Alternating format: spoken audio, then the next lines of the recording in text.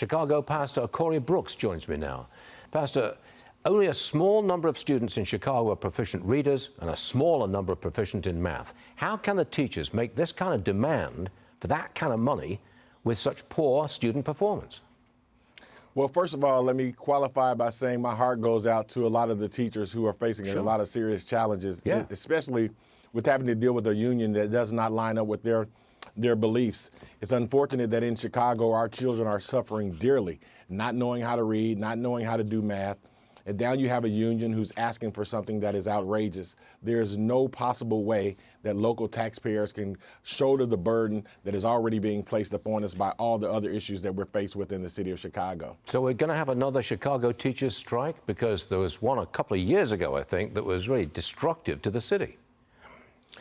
It's very highly likely. You know, the thing about it is that so many times we're taking the focus off of these young people, off of these children.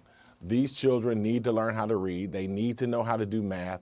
They need to know how to be critical thinkers. But whenever you have a teachers union that has aligned themselves to take political stances and political views and make themselves almost a party, then students take a back seat. And that's exactly what we're seeing in the city of Chicago. And I'm mighty afraid that this is going to spread not just in Chicago, but a lot of urban areas across America. How do you feel about giving cash to migrants, as is in the proposal? So we're already faced with overwhelmed burden of resources that are needed in our city. There are infrastructure problems. We're dealing with crime every single day. We're dealing with aldermen who are attacking Christians at abortion places. We're dealing with a lot of issues, carjacking and things of that sort. Now we're going to ask taxpayers to shoulder the burden even more and give people cash payments or give teachers cash payments. That's just not something that we should be doing.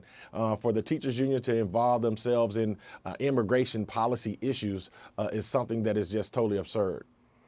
It seems like Chicago is in crisis. This one too. Police cleared the encampments at the University of Chicago early on Tuesday morning. They cleared the encampments out. Do you approve of that? Yeah.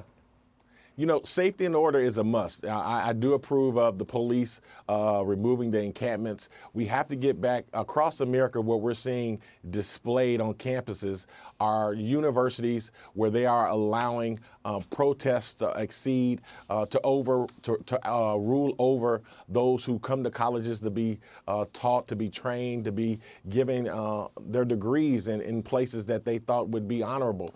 And whenever they're allowing these type of protests to overrule and take the placement, take priority, that's just something that should not be. So I agree totally that at the University of Chicago, they definitely should have made those encampments removed and focus on becoming sanctuaries of learning. You know, Pastor, you're sounding very conservative. Come back and see us again soon. Pastor Corey Brooks, we'd love to see you again. All right. Thank you, sir. Thank you. I appreciate it, Brian. Appreciate it.